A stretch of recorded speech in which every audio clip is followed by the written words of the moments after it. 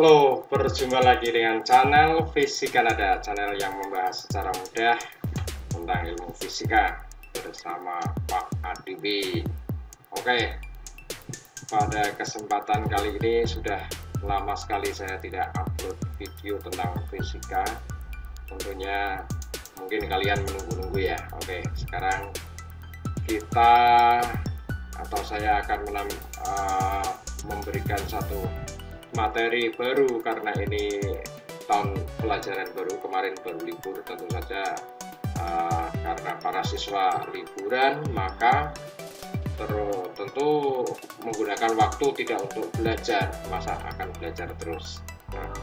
Nah, ini sudah awal dari tahun pelajaran baru, tetapi masih dalam masa pandemi COVID-19, sehingga mau tidak mau pembelajaran tetap berasal dari rumah, walaupun sebagian sudah ada yang zona hijau, sudah ada yang masuk, tetapi baru berapa persen gitu ya, sedikit sekali. Oleh karena itu, walaupun di masa pandemi kita harus tetap semangat. Oke, kita mulai saja. Pada kesempatan kali ini akan saya bahas tentang listrik dinamis, yaitu satu materi di kelas 12 MIPA semester 1.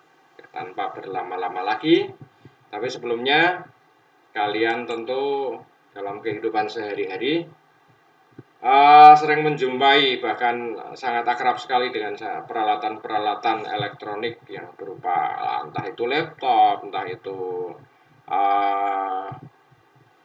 HP, handphone, kemudian PC atau kamera atau peralatan elektronik yang lainnya yang menggunakan sumber listrik. Nah, yang akan kita bahas kali ini erat kaitannya dengan sumber listrik. Nah, kita bahas yang pertama paling mendasar dari listrik dinamis adalah apa yang disebut dengan arus listrik. Kita belajar fisika secara mudah saja, sehingga untuk pengertian arus listrik kalian cukup melihat ilustrasi ini. Jadi ada dua buah batu baterai dihubungkan dengan kawat, kemudian dihubungkan dengan lampu, maka lampu tersebut akan menyala. Nah, kenapa lampu itu menyala? Tentu ada sesuatu. Nah, ternyata menurut para ilmuwan fisika itu ada sesuatu yang mengalir dari satu, ini namanya kutub positif ya, kutub positif baterai. Kemudian yang ini namanya kutub negatif baterai. Jadi ada sesuatu yang mengalir dari sini ke sini, kemudian ke lampu sehingga menyalakan lampu. Nah, apa sesuatu yang mengalir itu? Ada sesuatu yang mengalir dari kutub positif ke kutub negatif. Nah, ini yang kemudian dikenal dengan nama arus listrik. Jadi, pengertiannya bahwa arus listrik ini adalah sesuatu yang mengalir dari kutub positif baterai menuju ke kutub negatif baterai melalui suatu peralatan yang dihidupkan.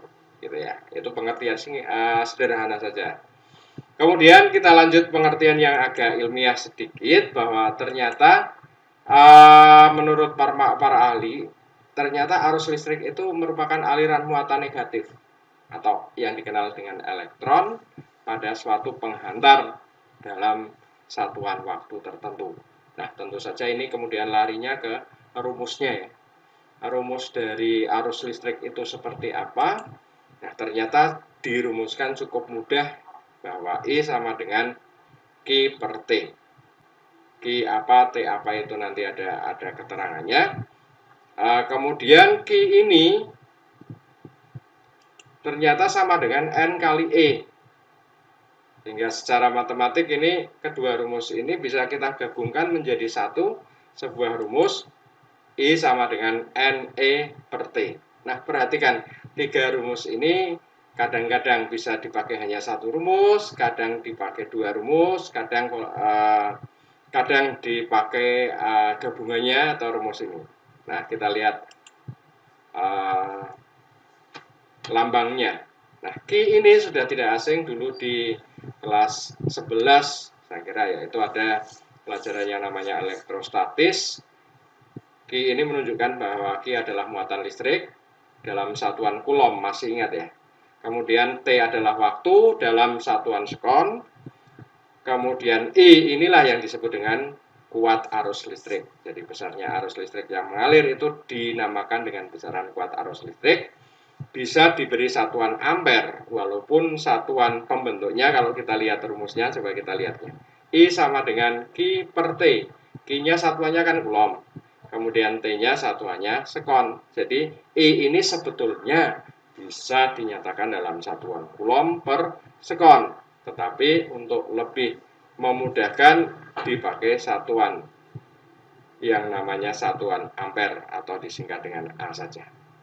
Kemudian apa N? N adalah jumlah elektron. Nah, perhatikan, muatan itu adalah merupakan jumlah elektron yang mengalir. Sehingga muatan harus sama dengan jumlah elektronnya dikalikan muatan elektronnya. Q sama dengan N kali E, di mana N-nya adalah jumlah elektron, E-nya adalah muatan sebuah elektron. Muatan sebuah elektron alangkah lebih baiknya ini bisa kamu hafalkan, tapi jangan khawatir bagi yang tidak hafal, karena di hampir semua soal yang namanya muatan elektron ini tetapan dan tidak dibebankan kepada siswa untuk menghafal.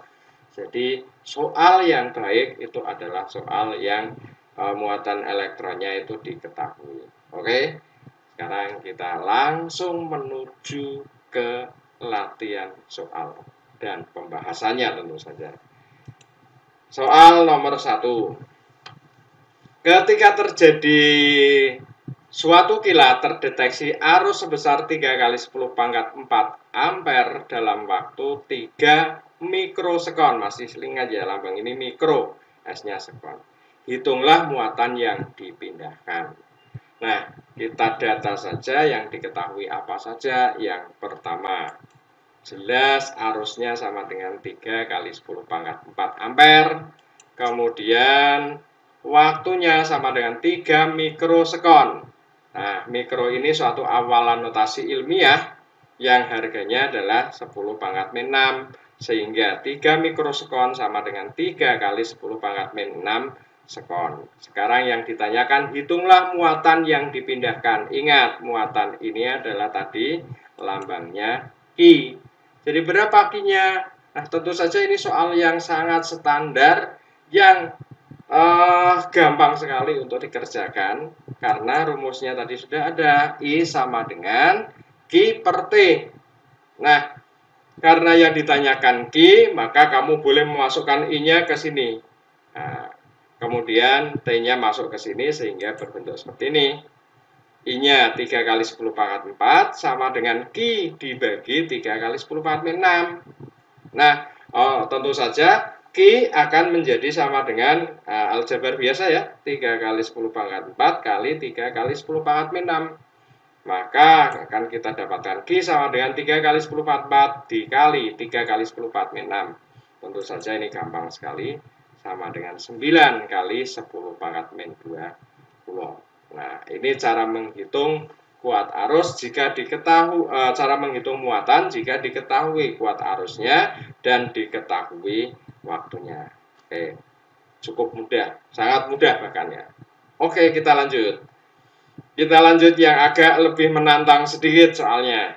Ya, yang nomor 2. Elektron sebanyak 2M. Wah, ini ada M segala. M dalam hal ini apa? Jangan salah ya. Kalau biasanya 2M itu 2 miliar, bukan, maksudnya bukan seperti itu. Tapi 2M ini maksudnya adalah 2 mega. Hampir sama seperti awalan kilo yang sekarang banyak dipakai di kafe-kafe itu loh. Kamu kalau beli kopi di sana, oh kopinya cukup murah, hanya 15K. Itu maksudnya kan 15.000 ya. 15.000 itu berarti kan 15 kali 10 pangkat 3. Nah, kilo itu sama dengan 10 pangkat 3. Nah, semacam itu. Nah, elektron sebanyak 2M, ini artinya 2 mega, atau 2 kali 10 pangkat 6 berarti mega ya, mengalir pada satu penghantar dalam waktu 1 jam. Hitunglah kuat arus yang ditimbulkan berapa. Ya, sekali lagi kita data yang diketahui. Pertama, elektron sebanyak 2M. Tentu saja tuliskan N, jumlah elektron ya, 2M. 2 kali 10 pangkat 6. Tidak perlu ditulis ini sama dengan 2 juta Pak. Tidak perlu. Nah, kemudian yang kedua dalam waktu 1 jam. Ingat, jam ini bukan satuan standar internasional. Satuan standar internasional itu kalau waktu sekon. Oleh karena itu, jika dinyatakan dalam satuan jam, maka wajib hukumnya untuk mengganti dalam satuan sekon. Nah, kita tahu bahwa 1 jam berapa menit? Ya, 60 menit. Nah, 1 menit berapa sekon? 60 sekon. Sehingga dengan mudah 1 jam itu sama dengan 60 kali 60 sama dengan 3.600 sekon. Kalau sudah hafal, langsung 1 jam sama dengan 3.600 sekon. Boleh hafalan semacam itu, boleh. Tapi tahu asalnya lebih bagus. Ya, yang ditanyakan kuat arusnya berapa. Nah, sekarang kita lihat kalau di sini ada N, ada T, maka rumus yang berhubungan tadi adalah membutuhkan E, maka E-nya kita berikan. Ya. Walaupun di soal ini tidak saya berikan, maka ini diberikan E-nya sama dengan 1,6 kali 10 pangkat min 19 Coulomb. Nah, tentu saja kalau sudah yang diketahui sudah didata dengan baik, akan semakin mempermudah mengerjakan soal fisika. Kita lihat. Nah, soal rumus yang digunakan adalah I sama dengan N kali E per T.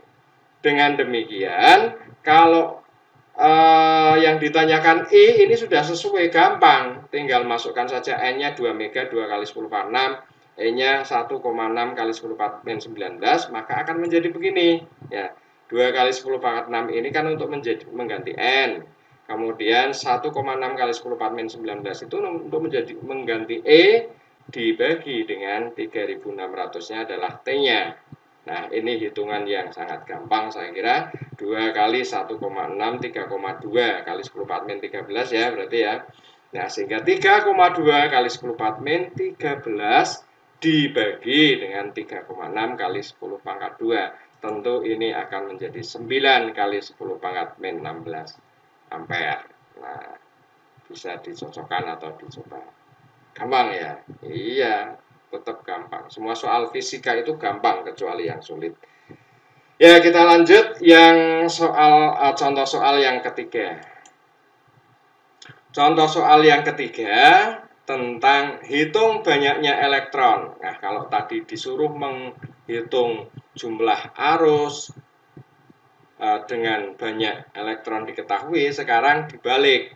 Disuruh menghitung banyaknya elektron yang mengalir pada suatu penghantar yang dialiri arus 2M kecil ini sekarang. M kecil, kita pakai M kecil. Tadi kalau M besar apa? Mega ya. Mega, juta, atau 10 pangkat 6. Yang M kecil ini namanya mili. Masih ingat dulu di kelas 10. Mili itu 10 pangkat min 3. Nah, sehingga dalam waktu 1 menit, sehingga kalau kita data, maka 1 I sama dengan 2 miliampere. 2 kali 10 pangkat min 3 ampere.